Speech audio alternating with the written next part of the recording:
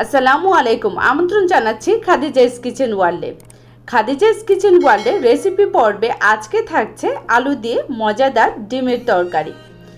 আজকে যে তরকারিটা আমি রান্না করে দেখাবো সেটা হয়তো ব্যাচেলর ভাইদের জন্য অনেক উপকারে আসবে। যারা ডিম ভাজা আর আলু ভর্তা খেতে খেতে বোর হয়ে গেছেন তাদের জন্য আজকের এই রেসিপিটি। 3টা আলু আমি এইভাবে করে কেটে ধুয়ে পরিষ্কার করে নিয়েছি আর আলুগুলোকে এভাবে করেই কাটতে হবে। 2টা ডিম নিয়ে নিচ্ছি। আমি যে আজকে তরকারিটা রান্না করছি সেটা দিয়ে যে শুধু ভাতই খেতে পারবেন তা কিন্তু না, সকালের নাস্তায়ও কিন্তু আপনারা এটা চালিয়ে নিতে পারেন রুটি এবং পরোটার সাথে। সামান্য পরিমাণ লবণ এবং সামান্য পরিমাণ জিরা দিয়ে আমি ডিমটাকে ভালো করে ফেটিয়ে নিচ্ছি।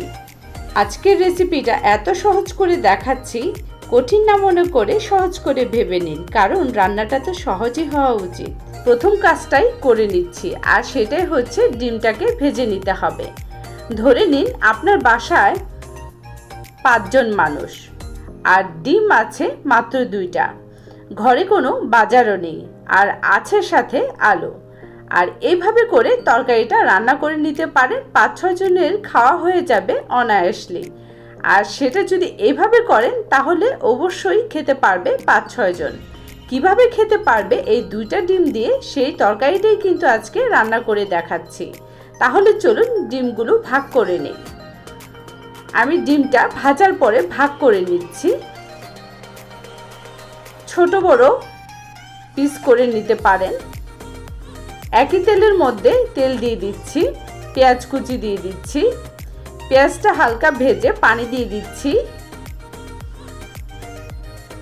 এখন দিয়ে দিচ্ছি 1 চা চামচ লবণ, 1 চা চামচ আদা বাটা, 1 চা চামচ রসুন বাটা।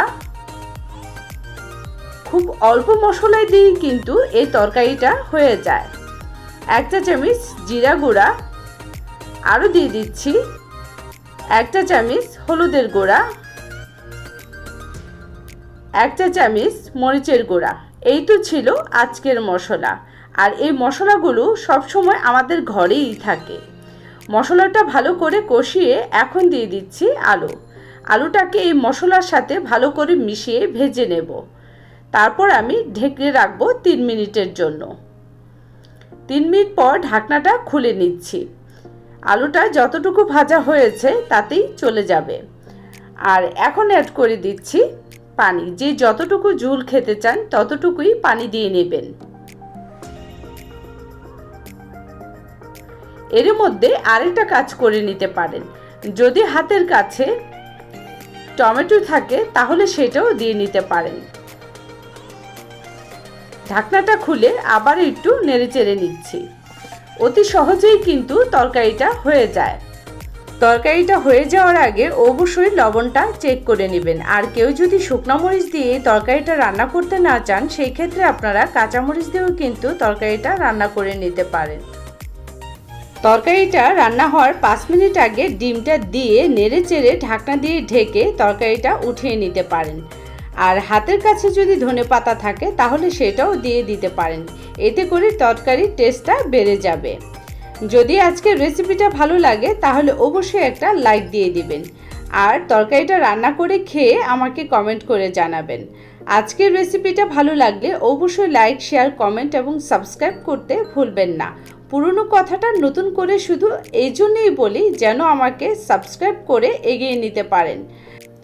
আশা করছি যারা ব্যাচেলর আছেন আর যারা নতুন রাঁধুনি আছেন তাদের জন্য আজকের রেসিপিটা ছিল পারফেক্ট। আজকে বিদায় নিচ্ছি, কিন্তু বিদায় নিচ্ছি না, পরবর্তীতে দেখা হবে নতুন কোনো রেসিপি নিয়ে। আল্লাহ হাফেজ।